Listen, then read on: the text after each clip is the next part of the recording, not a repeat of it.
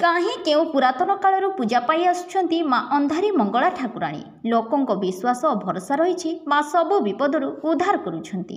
माँ भक्तंकर डाक शुणती और सबु विपदरु उद्धार करती। आज बालेश्वर सहर सहदेवखुंटा स्थित फिरिंगीपाटना स्कूल पाख चंदन पोखरी पाखरी माँ अंधारी मंगला ठाकुराणीकर मंदिर प्रतिष्ठा उत्सव अनुष्ठित हो जाइछि। एही मंदिर 200 रु 250 वर्षर बहु पुरातन मंदिर। एही ठाकुर को ग्रामवासी माने सबुबेले आसी पूजा अर्चना करुथिले। परे ग्रामर समस्त महिला युवक वरिष्ठ व्यक्ति मानक प्रचेष्टा रे एही मंदिर को प्रतिष्ठा करा जाइछि।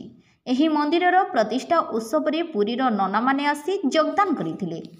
एही पूजा 18 रु 20 तारिख 3 दिन व्यापी अनुष्ठित होइछि। शनिवार दिन अधिवास, रविवार दिन घट उत्तोलन और 108 कलश शोभायात्रा और सोमवार दिन प्राण प्रतिष्ठा प्रसाद सेवन अनुष्ठित होइथिला। ग्रामर हजार हजार लोक आसी मां को प्रसाद सेवन करथिले।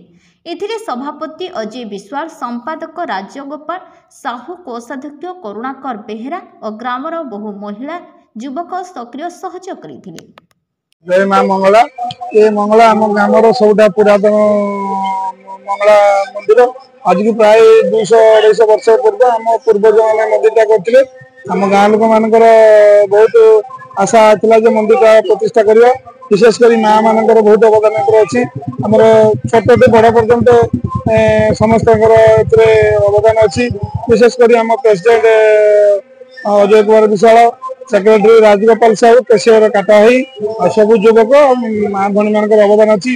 माँ का प्रतिष्ठा पूरा सुरक्षित चलती। आम प्रतिष्ठा कार्यक्रम पुरी 5 जन नना भल भाव प्रतिष्ठा हो मंदिर आमर 3 दिन चलती। शनिवार दिन आम अधिवेश होता। काली आम घट उत्तोलन नहीं 120 जन माँ घट उड़े। काली दिन सारा राति 10 जन चलता। आज तो आम प्रतिष्ठा शेष दिवस आ प्रसाद सेवन चलती। लोक तो पूरा बसिक शांति खाई प्रसाद सेवन कर। मो फिरिंगीपाटना दुर्गा पूजा कमिटी प्रेसिडेंट।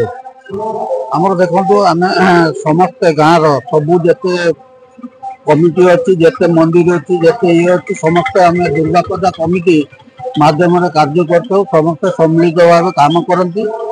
आम एवर्ष अन्य वर्ष भाया एवर्ष पूजार आयोजन कराई। काली गत काली 200 उपरे सब आमर स्त्री लोक मैंने कलश यात्रा करते। कलश यात्रा पर आज भोजन अच्छी।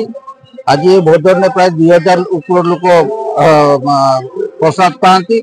से समस्त को धन्यवाद देती। कमिटी जिते मेंबर अच्छा शांति श्रृंखलार सहित ये पर्वटी को पालन करते। धन्यवाद।